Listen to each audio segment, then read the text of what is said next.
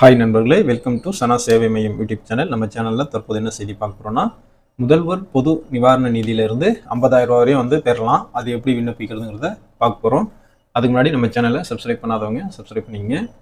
முதல்வர் பொது நிவாரண நிதியிலிருந்து தொழிற்கல்வி பயில்வதற்காக நிதி உதவி வழங்கும் திட்டம் தமிழ்நாட்டில் அமலில் இருக்குது. இந்த திட்டத்தின் கீழே ஏழை எளிய மாணவ மாணவிகளுக்கு அவர்கள் படிப்பினை தொடரக்கூடிய வகையில் 50,000 ரூபா உதவித்தொகை வழங்கப்படுது. இதற்கு யாரெல்லாம் விண்ணப்பிக்கலாம் அப்படிங்கிறத நம்ம பார்க்கலாம். தமிழ்நாடு அரசு ஏழை மாணவர்கள் கல்வி பயில்வதற்காக பல்வேறு திட்டங்களை செயல்படுத்திட்டு வராங்க. கல்வி உதவித்தொகை வழங்குறது, இலவச வேலைவாய்ப்பு பயிற்சி அளிப்பது, முதல் தலைமுறை பட்டதாரிகளுக்கு கட்டணத்தில் விலக்கு அளிப்பது உள்ளிட்ட பல்வேறு திட்டங்களை தமிழ்நாடு அரசு செயல்படுத்திட்டு இருக்காங்க. அதே போல ஏழ்மை நிலையில் உள்ள மாணவர்கள் தொழிற்கல்வி பயில்வதற்கு உதவித்தொகை அரசாங்கம் கொடுக்குது. குறிப்பாக இன்ஜினியரிங் கல்லூரிகள், மருத்துவக் கல்லூரிகள், பல் மருத்துவக் கல்லூரிகள், வேளாண்மை கல்லூரிகள், கால்நடை மருத்துவக் கல்லூரிகள் மற்றும் சட்ட கல்லூரிகளில் படிக்கும் மாணவர்களுக்கு கல்வி உதவித்தொகை வழங்கிட்டு இருக்காங்க.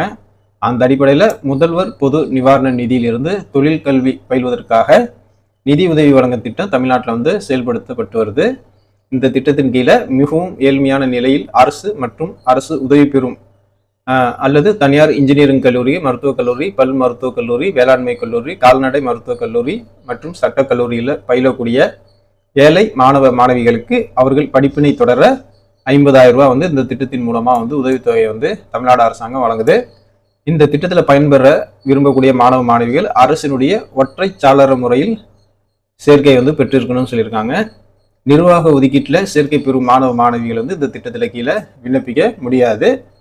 அதே போல் தமிழ்நாட்டில் இருப்பிட சான்று பெற்றவங்க தான் விண்ணப்பிக்க முடியும். இதற்கு குடும்ப ஆண்டு வருமானம் 72,000க்கு கீழே இருக்கிறவங்க அப்ளை பண்ணிக்கலாம். இத்தகைய தகுதி உள்ளவங்க அந்தந்த வட்டாட்சியர் அலுவலகத்தில் வட்டாட்சியரை அணுகி உரிய படிவம் பெற்று நீங்கள் விண்ணப்பிக்கலாம் அப்படின்னு சொல்லியிருக்காங்க.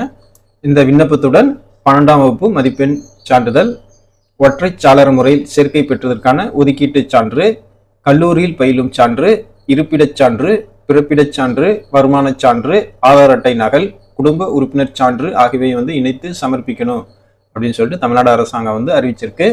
இந்த வாய்ப்பு யாருக்கெல்லாம் தேவைப்படுதோ அவங்களாம் பயன்படுத்திக்கிங்க. நன்றி.